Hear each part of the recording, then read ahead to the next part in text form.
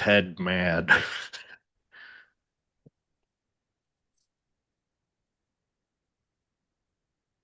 I want to see an AI image for the thumbnail of you turning into the Hulk. Yeah, no kidding. All right.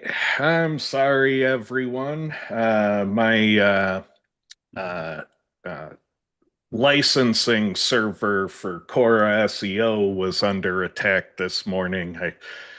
I'm comically saying that somebody wanted to give me the Black Friday special this year, but odds are it probably isn't a personal attack. It's probably the hacking apparatus out there that discovers your servers and then relentlessly runs scripts on you.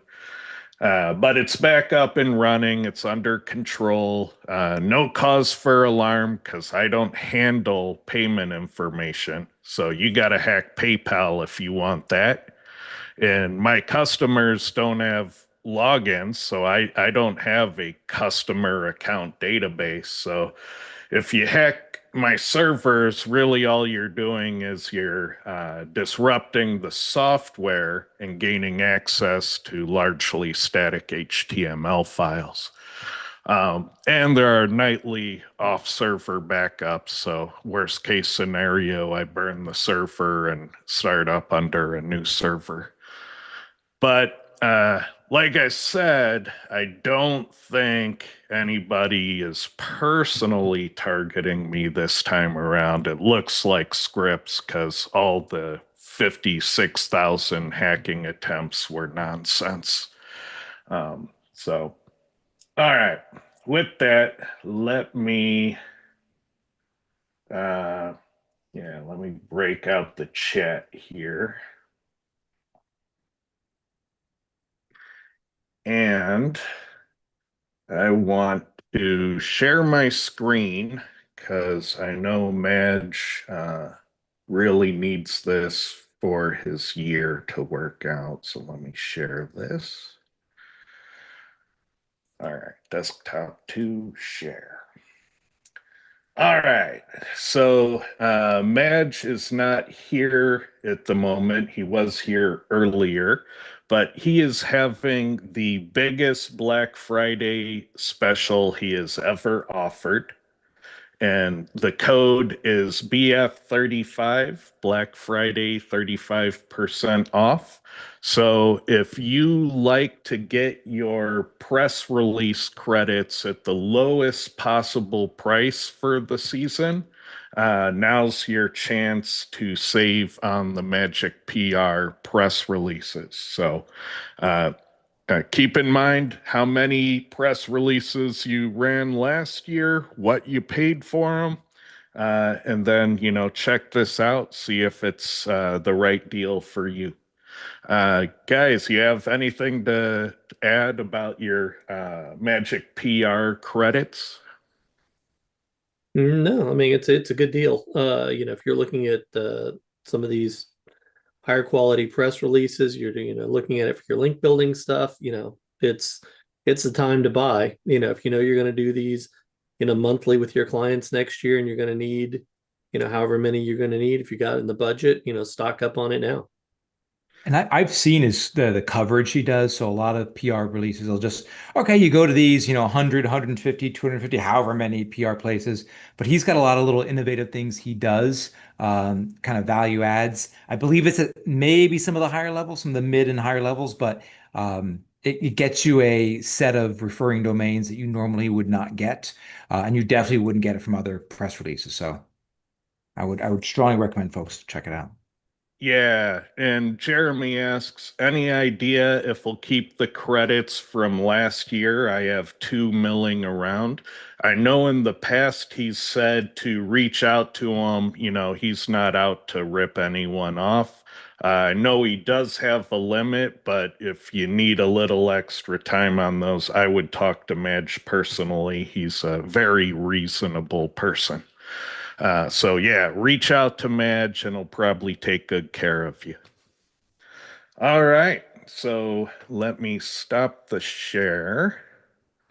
And so yeah, the Big news of the day is Ted got angry at having his server swamped, but hopefully that is over with. And the other news is that Gary Ilyas, however you want to pronounce it. I wish there was an authoritative pronunciation on his last name, but I see it both ways all over the place. So, my apologies, Gary, for not knowing the canonical pronunciation. He's saying that yeah, search is fundamentally changing and is going to continue to change into what a new generation wants it to be, and that SEOs have to change along with it, which is a message we've been sharing on this channel. Um, but it's interesting when Gary's message and my message start to have alignment, then I start to have doubts about what I'm saying. So it's a weird mind game in that regard. But it's true, you know. I've said in the past that my kids look at Google as old-fashioned and for dads, and they typically don't use it very much. Um, they feel it's clunky, so it's not ergonomic with how they want to use the internet. Um, uh, they're uh, they're dazzled by all the cool things AI can do. So there's, you know, an attention problem with keeping attention on Google. They'd rather look at the dazzling things that they're seeing in social media and in AI. Um, yeah, so, you know, Google's probably feeling the pain of all of that, and they're changing because they have to go to where the hat in the wind is blowing to. You can't just keep jumping at where the hat is currently at. So they're guessing where the hat's going to blow to. Um, and yeah, they're saying that you have to come up with new best practices given how they're changing. Clint, I assume you saw that quote. What are your thoughts on what Gary said? I mean, that's the same stuff we said when Google came out in the first place, as search engine optimization needs to adapt to the new platform, to what users are doing. It's the same how Google has been operating for ages, so it shouldn't be a surprise to anyone.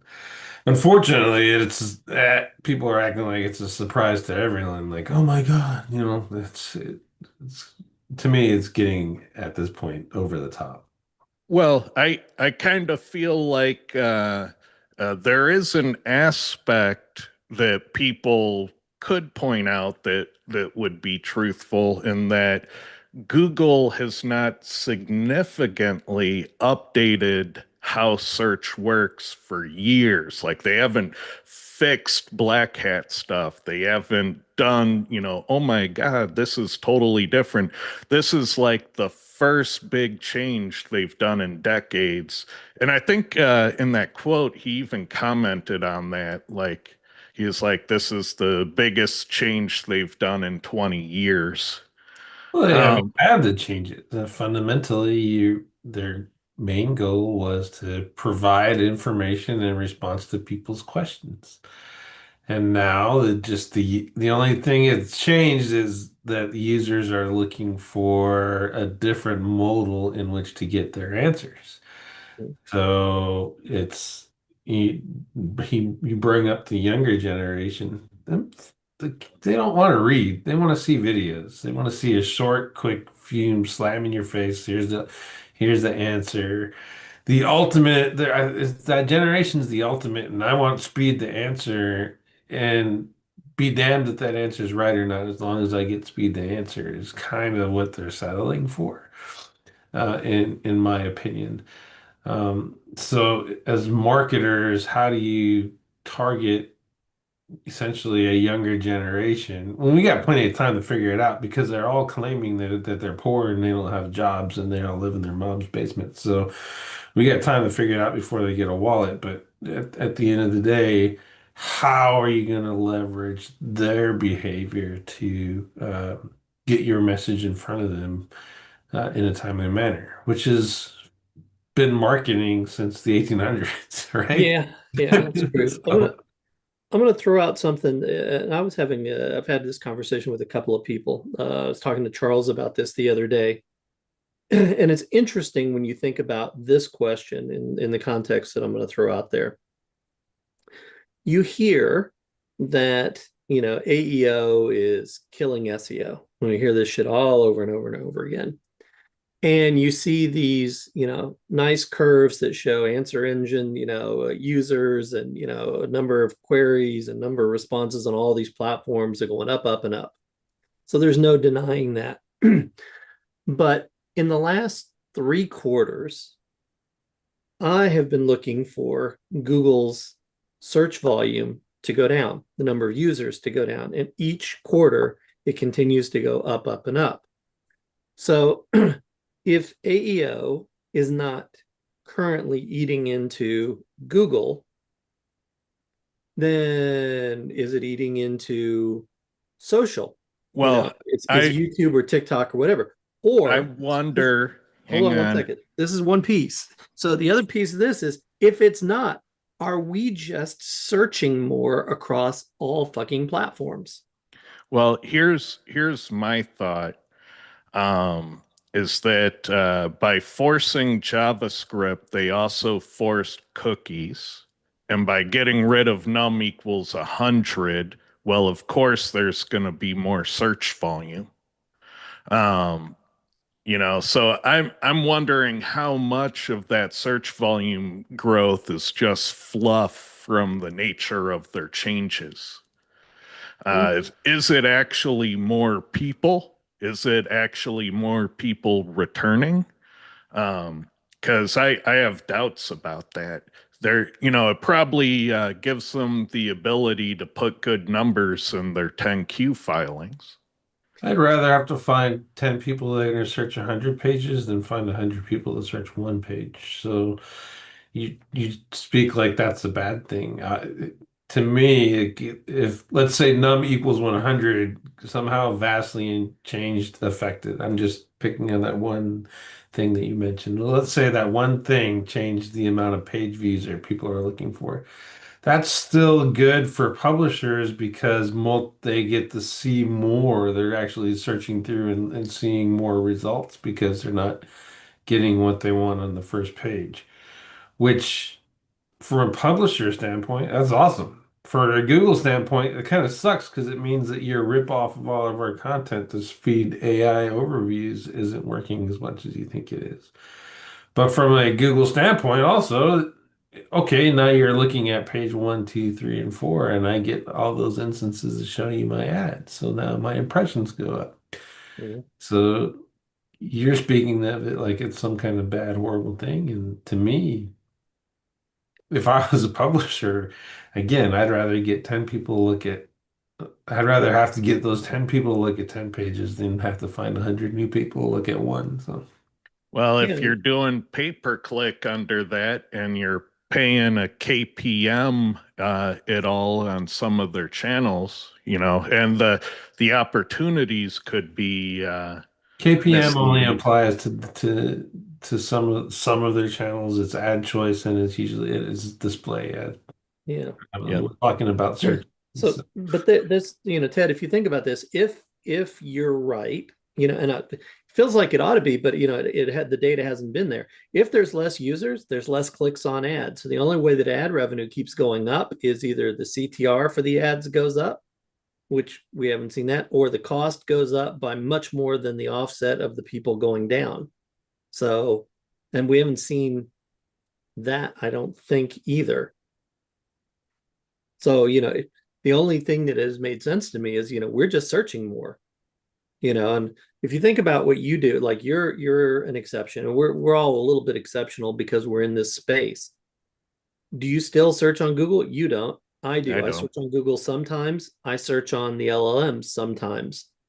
My behavior has, but I'll certainly ask more questions when I sit down with the LLM. Knowing that all the answers are there, I ask questions I never would have even thought of Googling a year or 2 years ago or 3 years ago. And just knowing that it's all there and it's all organized, I have is Clint Butler still alive? I'll just do like the most, bizarre things, or who is that person in that video or that commercial? Things I would never, knowing that the AI overview will typically give me a pretty good answer and at least get me close enough to either satisfy my, you know, surface level curiosity, or give me the direct answer, or be like, that's more work than I feel like searching. I'm not going to search anymore. I don't care that much. Um, Yeah, it's like engineered to solve bar bets about, who balanced the most beer bottles on their head. Mhm. It's great at getting a finite answer. It's really bad for deep research at the moment, but they're still working on their UI. Um, Yeah. Well, I guess we'll have to just wait and see, what the future brings. Obviously, I'm on the side of adapt with it. So whatever it ends up being, that's what we got to adapt with. But also keep an eye on where people are going, because there is a possibility that market share could go to other channels. Mhm. So it's not just what Google's doing, it's what Google's doing and how people are responding to it. Um, That's the nature of business I mean, it's the nature of business, as we've already discussed, that you got to change online, you got to change regularly. I know Lee, you and I have discussed a lot of times Yeah. because we've sold online, at least for me before I got into SEO. I did the Craigslist thing, and then I started getting into, eBay when that got better, and then Amazon, then that got better, and then all these things kept changing. You used to be able to just put a thing up for a listing and people would bid it up. Now, not so much. And now people are looking for free shipping, and they wanted things brand new in the package, whereas you used to be able to put pretty much anything in a box and folks were happy. Facebook Mhm. Marketplace is now a thing that really wasn't a thing before, but now you got to worry about, okay, well, who's the person that's listing it? So there's it when online, the barrier to entry is pretty low. And anytime the barrier to entry is low, putting up a website or ranking on Google, you're always going to have lots of people coming in. You're going to have to learn how to compete and adapt. Um, so Yeah, and people bitch anytime they have to, make a change. So anytime like I people get a do. tactic and it works, and then the tactic dies, they're like, oh my God, SEO's gotten so hard. I'm like, well, you weren't really doing SEO. You were one trick pony and your trick stopped working. but And the Google engine optimization is not search engine optimization. So if the only thing you were good at was ranking in Google and you can't do it in YouTube, Instagram, and all these other platforms, then yeah, your Google engine optimization is dying the way it is now. You need to learn how to do search engine optimization and understand that search engines today come in plenty of different forms and AI. That's spot on. That's spot Mhm. on, Clint. Because like simple things like, you can optimize your listing in Zillow. And why would someone want to optimize their listing in Zillow? Why would someone want to make their house look like it's more valuable or less valuable? There are reasons for all those things. And if you understand that it's just an algorithm that's running these things and you learn how to, influence the algorithm, to Clint's point, whether it's Google or YouTube, or you need to, whether you want your thing showing up in the Netflix feed and people's Netflix feeds. So all these publishers of content out there, how do you show up better in people's Netflix or Hulu feeds or whatever? Um, Yeah. Yeah, exactly. And I guess at the end of the day, all I'm really saying is it makes me nervous when Google says similar things to what I'm saying. Gives me a moment of pause. Um, Yeah, so the good news is that the fundamentals of ranking in Google haven't really changed. You're still doing the same things to rank. What Google's actually playing with is the opportunity that's available when you succeed.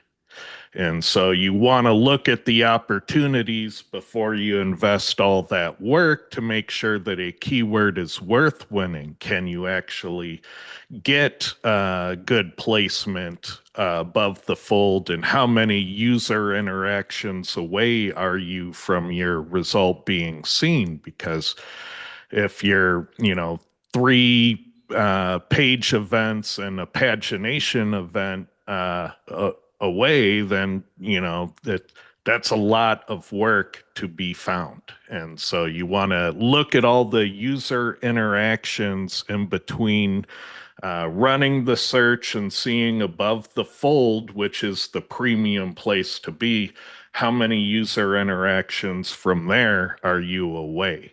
And to me, that's kind of the new rank tracker because I want to know constantly, am I, two page downs and a paginate, or, am I two page downs, a paginate, and a page down? That's those interaction counts mean more to me than the position, because you can actually get, three page down events before you see number two in some keywords. And so ranking number two isn't as good as it used to be because you have to understand where it fell on the page. Yeah. So yeah, triage those keywords before you invest in them. And a lot of keywords you stand to get traffic far more quickly by just going, oh, it's all sponsored ads above the fold. DUI lawyer Los Angeles, where they have the sponsored lawyer ads only, and then they have the pay-per-click ads, and then they have the local pack, and then they have a people also ask, and then they have organic result number one. Like in that case, you got three user interactions to get to number one. So if your client needs that traffic, they're probably better served with a pay-per-click campaign than they would be, you know, spending 6 months on SEO trying to win it. Not to say it doesn't have value when you win it, but you really have to consider how fast do they need their phone to ring too.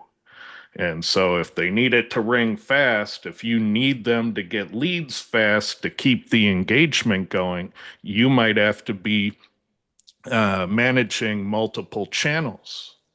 And so, there are multiple different things you need to learn to get in those different zones. So, your local SEO, your pay per click, that lawyers only section, working with that. You might have to work with the merchant center feeds for ecom. You might have to figure out Parasite for getting into the discussions. SEO is multi-channel now if you want to be above the fold. Um, that's my take on it. And I think that agrees with what Clint said. If all you do is Google organic, you're in trouble. There are Google organic opportunities out there, but you really have to hunt to find them where there are organic results you can win above the fold on page one. And those are kind of like, the best things. You definitely want to find those because those are great opportunities. But it's probably not the list you're tuning for organically right now. So, yeah, triage those keywords. It's interesting you mentioned that there's still opportunities out there for organic Google because I've actually had lots of people coming to me just in the last several weeks. The problem is it's not, hey, I've got a website I'd like to rank for this keyword, or I'm kind of ranking well for this keyword. It's usually they come to me with a disaster. The Google's not indexing anything. I'm not even ranking for my name. I'm ranking for the dub version, but that's not the version that should be getting, it's Yeah, usually big issues. Or, it's not just we'd like to rank a little better. I wish it was we'd like to rank a little bit better, but it's usually yeah, bigger, more yeah. fundamental things. And if your website isn't in good health or good standing with Google, then yeah, you probably need technical SEO fixes so you can be in good health.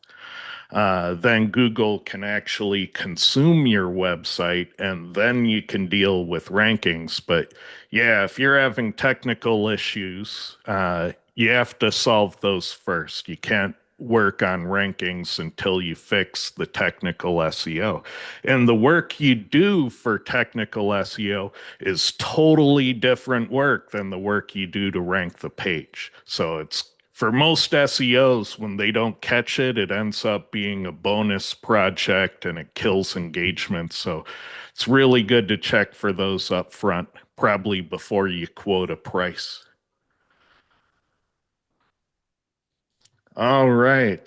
So, Charles, did you have anything prepared for today? Oh, you're muted.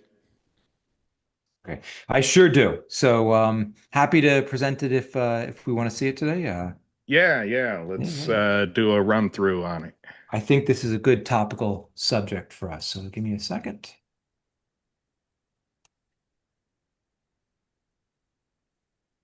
Screen. So I'd like to talk about evergreen URLs today. Um, so why evergreen URLs today? What's the big deal? And I always like to clarify evergreen URL. It's the URL that's the important part. So what are evergreen URLs? They're URLs that are permanent and unchanging for the topic. The content can change a little bit, but the topic has to stay the same. The exact content may not stay the same. The content can be updated, the content can be amended, but it wouldn't change drastically. I mean, if one day it's talking about bowling, it's not going to talk about lawn care the next day. But let's talk about why are they important for SEO and why are they helpful? So let's look at an example. Um, well, first of all, they're helpful because the evergreen URLs provide consistent growth and visibility. They're going to accumulate the links and authority over time. They're going to become unbeatable. Old bookmarks, social media posts, they all still keep working. So that means people can direct traffic, referral traffic can keep finding this. And they really help to capture interest over time, even if the subject is kind of quote unquote out of season. So the other day I was looking for a deal. I was looking for the Hulu Black Friday deal because they always do it, and I hadn't seen it yet. I'm like, okay, when is this? So I did a quick search, and hopefully you noticed something already about the search queries. You can see 2024, 2025. For some reason, people are typing in 2026. Maybe they're thinking they buy it now for next year. But there's a lot of searches for it. So I did a little more digging. I was like, well, what if someone just searched for Black Friday deals in general? And we can see this is a kind of query. So it's very consistent at the brand level. And in general, Black Friday deals are a very consistent search. People search from a specific time every year. And actually, the volume is relatively consistent as well. There are some stronger years and weaker years, but the volume's been relatively consistent the last 10 years or so.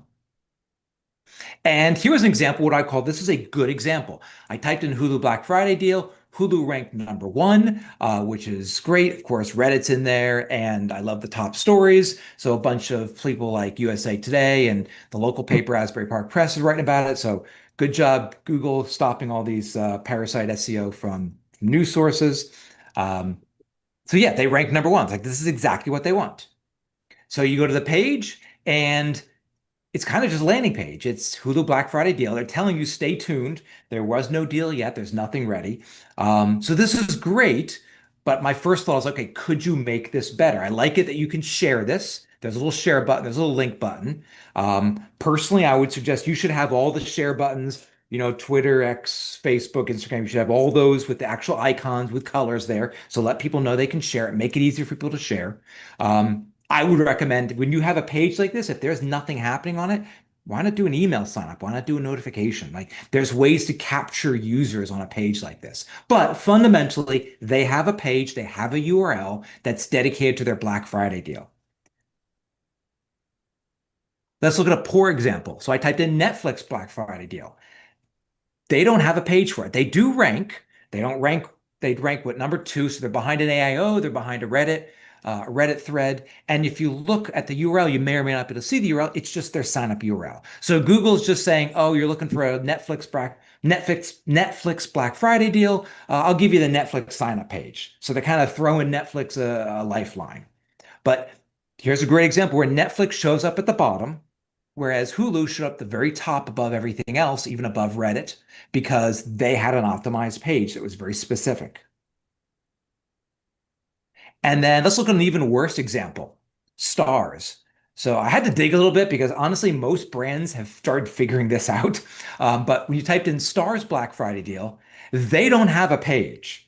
They do have the sign up page ranking, but you had to go way down. If I blew out the page anymore, you wouldn't be able to read it. But you had to go like 5 or 6 selections down at least. They're actually paying for visibility. So all they would have had to do is create a page, optimize it, and we could see like we're not talking about a heavy page. This is the Hulu Yeah. page. The only thing I'm cutting out is their footer, which is their standard footer. So we're not talking about a lot of work here. But they're paying for this. So somebody at Stars said, no, we don't want to have a page. We're just going to make a subscription. And you can see their competitors and affiliates are trying to rank for it. Yeah, we see this problem a lot more in online retail where people will recycle URLs. They'll say, oh, Halloween is over, and that's category 512 in the CMS. Let's rename category 512 to Christmas specials and put those specials there. And then what they end up doing is Google understands that their page is, historically Halloween, and now they're trying for Christmas. But, before Halloween, it was Mother's Day, and before Mother's Day, it was Easter, and then you're just changing the keyword context for the URL, and the URL is the address of the permanent record. So you are making your history all of these different things. And how should that, compete with something that is evergreen Christmas deals? And it really hurts your SEO to, context swap on the same URL. And so, yeah, don't recycle URLs. And here's a question I want you to think long and hard about. Why on earth should any URL not be evergreen? Why not? Because if you're changing it, that's almost always a bad idea. I get it if like you retire a product and it's never coming back. Sure, that's a reason to redirect, but it's not a reason to reuse that URL. Um, yeah, We start bumping into the same thing that folks have heard me talk about a lot with migrations. Like, don't change your URLs. Like, to your point, like why wouldn't every URL be an evergreen URL? And that's absolutely right, because once you change your URLs, you're resetting everything. Google knows your site based on URLs. Um, and the topic for each URL. I think the key is, to your point, Ted, you got to keep the topics the same. Changing the topic, it's just as bad as changing the URL in my mind. To your point, you're talking about Halloween. So I worked years ago at a company that did Halloween costumes, and every year they would make a new Halloween costumes 2015. Then they would kill that page and make a new Halloween costumes 2016. New Halloween, and they would do that every single year. And I said, after I started, I said, guys, stop. We're going to make a new Halloween costumes page. That's the URL slug. And then we're just going to change the year. And then after the first or second year, I noticed people were still searching for the old years for some strange reason. So in 2016, people were typing in new Halloween costumes 2015. I don't know why, but they were. So I said, all right, We take the content from 2015, make a new page optimized for new Halloween costumes 2015, but this season's new costumes, so 16 in this example, will go on the one Evergreen page. So we would archive the content and give it a specific URL. And surprisingly enough, we would get search volume for the old years to our old pages, but we would build up the authority on that main page. We also actually, we went for our primary keyword term, Halloween costumes on that page as well, as opposed to hurting the homepage with links or anything. We just went, the homepage is about the brand. The primary keyword was on this page, and that ended up working out very well for us. Yeah, and that makes sense because there is a part of the costume audience that wants vintage costumes. Yeah. So they will look for specific years to get specific costumes. So yeah, understand your marketing personas, because in that case, there are people that want the exact year. And yeah, that's just understanding your customers. So in this horrible example, we have stars being forced to pay for something they could be getting organically. And the last example, I think, is just an opportunity example that I took away the brand. I said, okay, forget the brand, forget Netflix, Hulu, Stars, whatever. What about just streaming Black Friday deals? And suddenly it was wide open. Hulu, Netflix, all the streaming platforms, none of them have a page for streaming Black Friday deal. They don't try to optimize their branded page for streaming. They don't try to have their own separate page. You could have conversations and arguments about which is the best way of doing it, but this is basically wide open. And I got a really good laugh at it because I noticed they're all news sites that have affiliate pages up. And Google, thought they put an end to this a while ago, and obviously they didn't, because you're not going to shut down people if they want to figure out how to make money. So Yeah, sometimes you got to think beyond the brand is the message here. technically these aren't coupons. No, these are not coupons. That is true. That is 100% accurate. So they're following the letter of the law, which I enjoy. Charles, all you're Yeah. making me think is that I wish I had a script that would go and look at brands that do not have an optimized Black Friday page, because that's a wide open space if you're an affiliate. Last So month. Well, yeah. Yeah. if I were an affiliate, just create a streaming section, make a page for everybody, whether they have a page or not, and you'll see almost immediately which ones don't, and you'll know which ones you can push on a little bit. But if we go back to the example, so Stars was wide open. Netflix, actually, I bet you could get in there. Hulu, if you went down below Reddit, there were tons of affiliates. So what you don't see in these screenshots is these page ones are full of affiliates. It's just that the folks that actually have a page will usually get the number 1 to 2 position. Unless they don't have a page that's dedicated, then Reddit will get it. That seems to be the rule. If you don't have a page, Reddit then gets it. And you'll even show up below AIOs and people also asks, which are obviously not good. If you have a page like Hulu did, you'll be number 1. Which is, helpful. But I would say you should try to get in more than one spot, just like we were talking about. This multi-channel now. Don't just think ranking one page. You want to have a video, you want to have a YouTube post, you want to have a LinkedIn post, you want to have a whatever else has out there, Facebook, Oh, Instagram. could you go To back to the Hulu one? Hulu page or Uh, Hulu result? Results. Okay, yep. And just notice right below, so there's another SEO channel right there. Getting your deals published in the media. And I cut it off, but you'll see here on their knowledge panel, it pulled in the Black Friday images. So there's an image search angle to this as well. I would make sure I had an image for every single year, and that's the image that goes on the page, and I would Yeah. share that on all the various platforms as soon as we were ready to launch. Image SEO and entity SEO, Yep. they managed to get the card. And so, yeah, SEO's multi-channel. And you got to get your Reddit thread going too. Yep. The official Hulu deal Reddit thread. Yeah, you put that word official, you'll get that better click-through rate.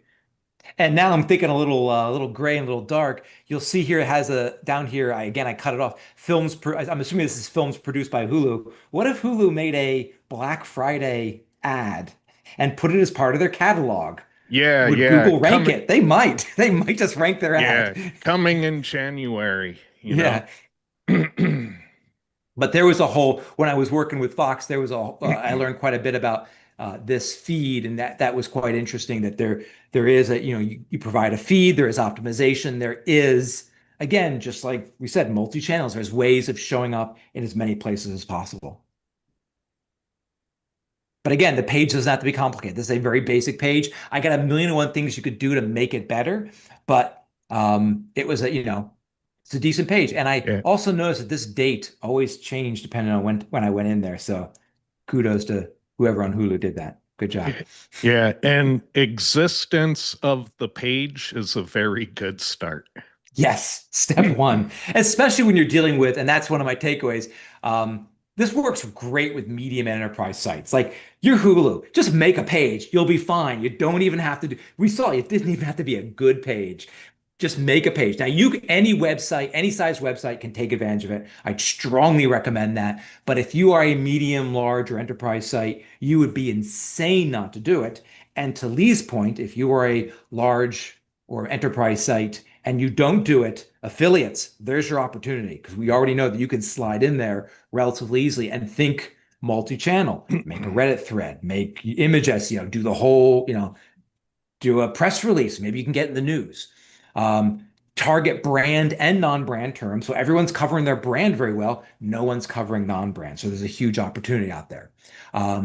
Use the page to capture leads out of season.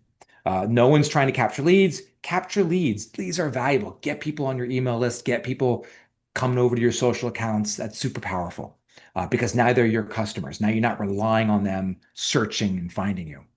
Um, and I would say direct all paid social and organic traffic to it. So that was a big thing I had to deal with back at Verizon. Everyone wanted to make a separate page for everything different. And like, no, every channel should go to one page should really solve the problem for everybody. And if this page, if you need a different page for paid and organic, then you probably have a messaging problem. And you can also, based on how the traffic is coming in, display slightly different content because you want to, tailor the message ever so slightly. But I would send all traffic there.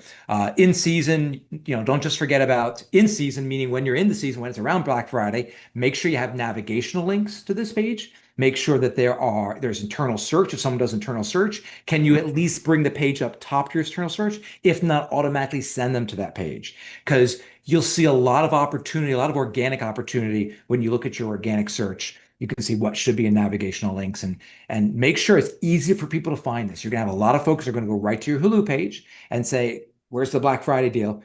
Top, front, and center. And some people just go right to the search. That's fine. Bring them right to the page. And there's a cool opportunity for Black Friday deals that most people don't take advantage of.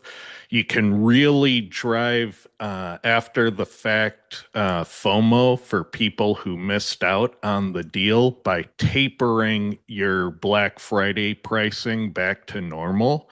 And it's the sorry you missed the deal, and it has, you step it down by like 5% off what the discount was, and you have a countdown timer until it goes 5% more away from the deal. And that way you have people that both feel bad that they miss Black Friday, but they could still get 80% of the deal if they act now. And Yeah. so tap into that FOMO on your deals after the fact, and you can probably capture some of the people you missed. I also like the when I was looking at the Hulu page, it basically said deal coming. I would have the little on that tags people, and so you can recapture some of the people that have visited the page and bounced. Yeah. Capture those email addresses. So like Wednesday, if Hulu announces here's our Black Friday thing, the minute that page Yeah. goes live, the email goes out to the We'll send you the code. We'll email you the code. We'll text you the code. We'll You mail know, it to you. We'll send a yeah, courier we'll pigeon. mail it to you. But Lee, that's a genius point about the cookie because I did the search for streaming Black Friday deal after I landed on that page once or twice. I Mhm. wasn't retargeted. Hulu should be retargeting me. And quite honestly, Hulu should target me if I'm doing Stars or Netflix. They should be retargeting saying, "Hey, have you thought about us instead?" So Oh, there's some well, huge opportunities. that's a slippery slope when you start advertising on people's trademarks. And the bigger those players are, the more reluctant Google's going to be to get into that True. swamp. True. At the very least, though, the non-brand. They should be Yep. going after the non-brand folks. Yeah. But you think about it, like if you had, I don't know, 50,000 people hit this page, you're going to recapture 30-40% of those emails. So you've got, 15, 20,000 emails that immediately when it goes live, bam, it's out in the inbox. And immediately you've got a flood of people signing up on this page because everybody's checking their Black Friday stuff, this week. So Indeed. people are actually looking for the emails that say Black Friday in the subject line. They are. And they'll catch your attention. I've gotten some Black Friday emails. I wasn't thinking of doing their Black Friday deal. And I said, you know what? This probably isn't a bad idea. Maybe I should do this Black Friday deal. Mhm. So, um, obviously, if anyone ever needs help with SEO, reach out to me. I'm filling up all my slots. I'm starting to run out of time. I'm not going to do this much longer. So a year ago, I said, hey, I'm taking on clients and consulting. I'm not doing this much longer. And this isn't just kind of like, hey, get now while you still can. I'm literally running out of time. Where's the Um, countdown timer on this slide, I Charles? should put Put a a countdown countdown timer for timer. sure, for sure.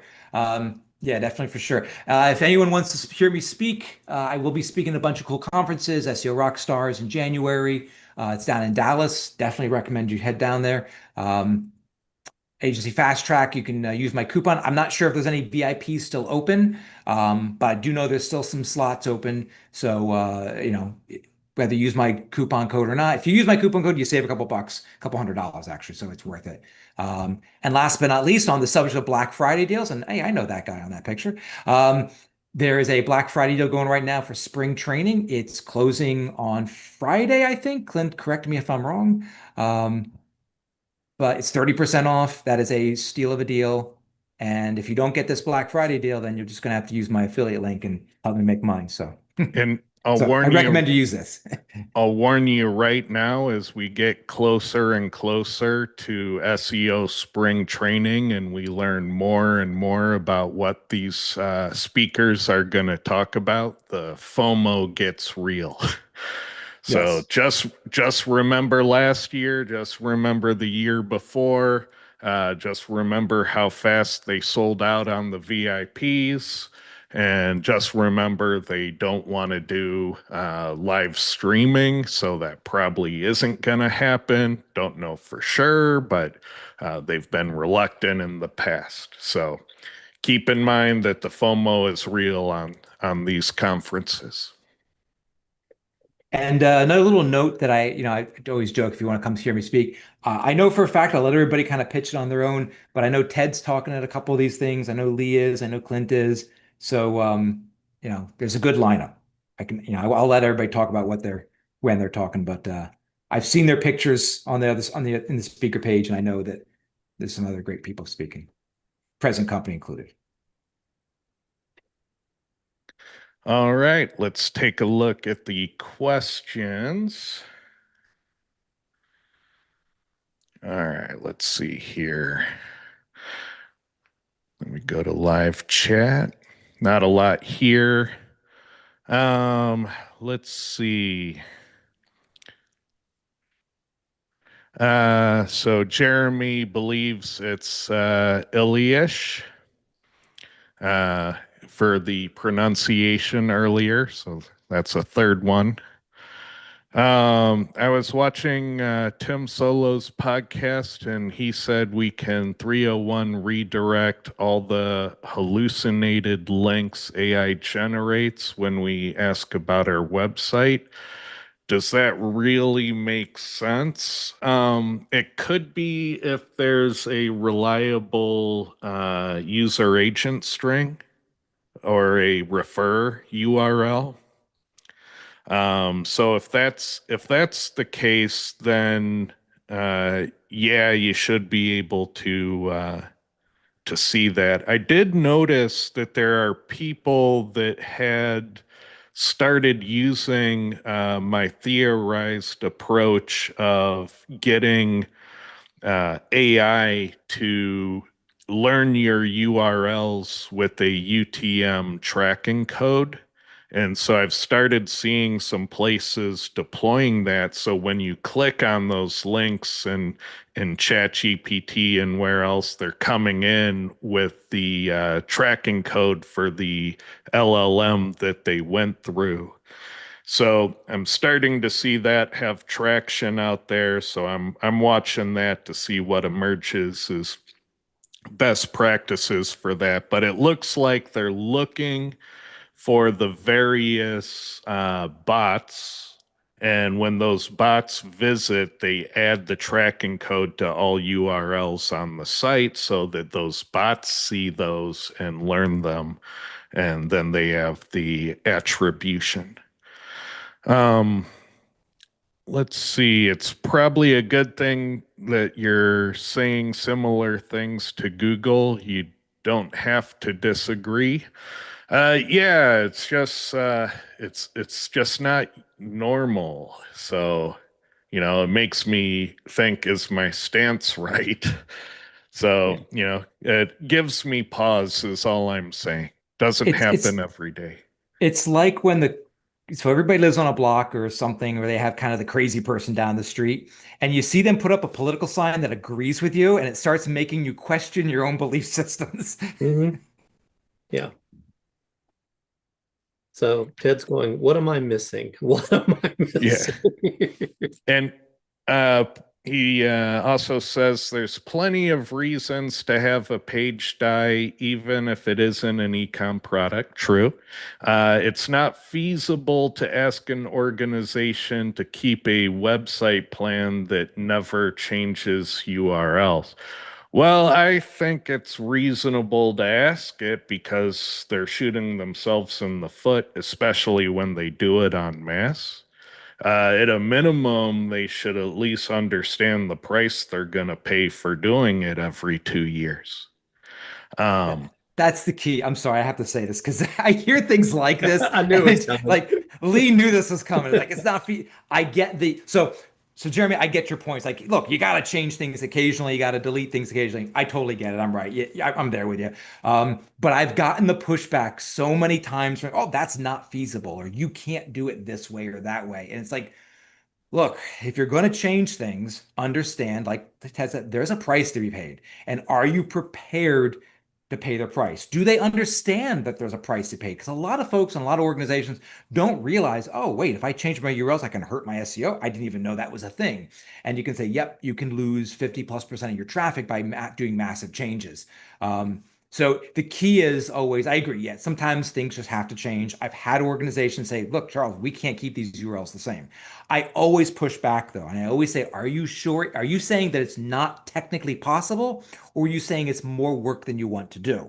Because those are two different states. And I've had a few devs admit to me, okay, it's technically possible, but we don't have the time and resources. Okay, that's a different conversation altogether. Um, and then I know often, okay, I need to go up a level or two and say, let me see if I can get you the resources you need. And that also tests to find out whether is it really a time and resource or is it they just don't want to do it. I've had a few teams Mhm. get mad at me when I got them additional resources because they didn't want to do it. I've had other teams come back and say, wow, thanks a lot, Charles. We didn't want to change anything, but we knew we weren't going to be allowed to spend more money. But you jumping in, it helped us get the budget we needed. So Yeah, yeah. it's And wrangling. I've had the Charles. Oh, oh, go ahead. I was going to say, Charles, I've had your voice in my head. I knew this was going to jump up because three times in the last month, I've had a conversation with folks that have said, you know, the agency said all I had to do was just 301 the old URLs to the new URLs and everything would be fine. And I'm like, oh God.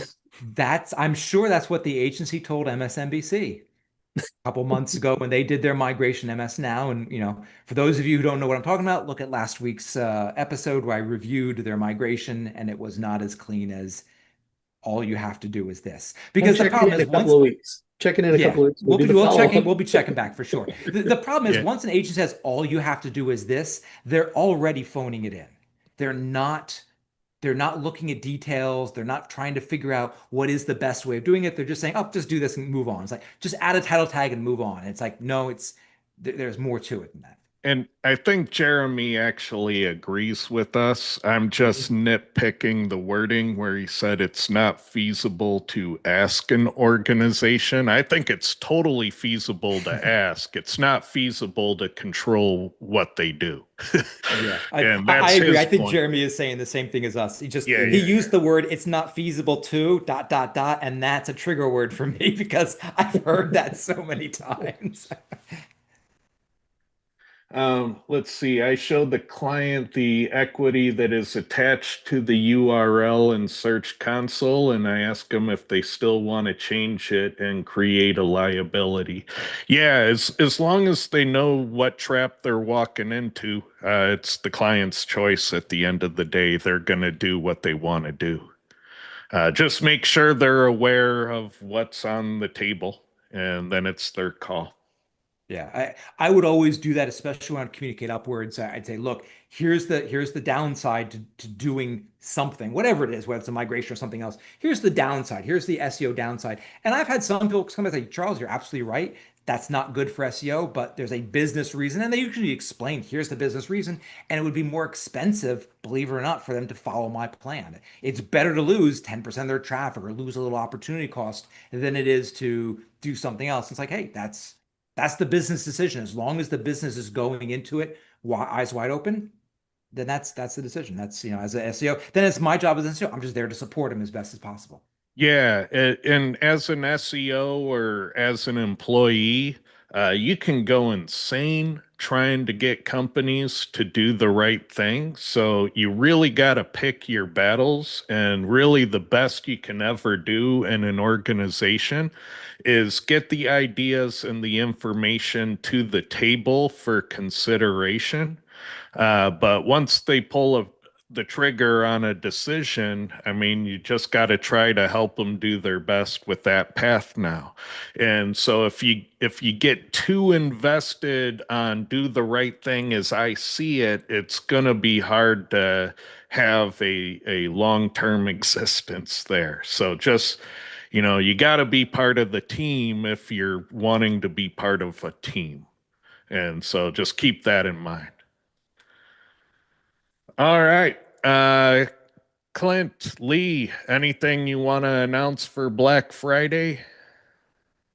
There's not a lot of great deals out there right now. I mean, Magis deals one of the better ones that I found. I was looking for laptops, they're barely, discounted. A lot of the SEO deals out there are fairly benign. There's not a lot out there. So hopefully those things pop up on Friday. So it actually is a good shopping day and not just another fucking Friday.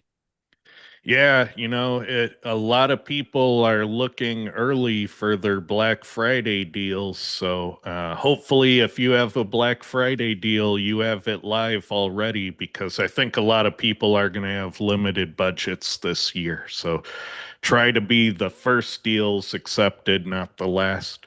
And, consider my idea for having a taper off of the Black Friday deal to promote FOMO, because that might be a good way to extend the season and still capture some late sales. Yep. All right. With that, talk to you guys next week. Sorry we were late, and good luck on your Black Friday shopping and selling. Happy Thanksgiving, guys.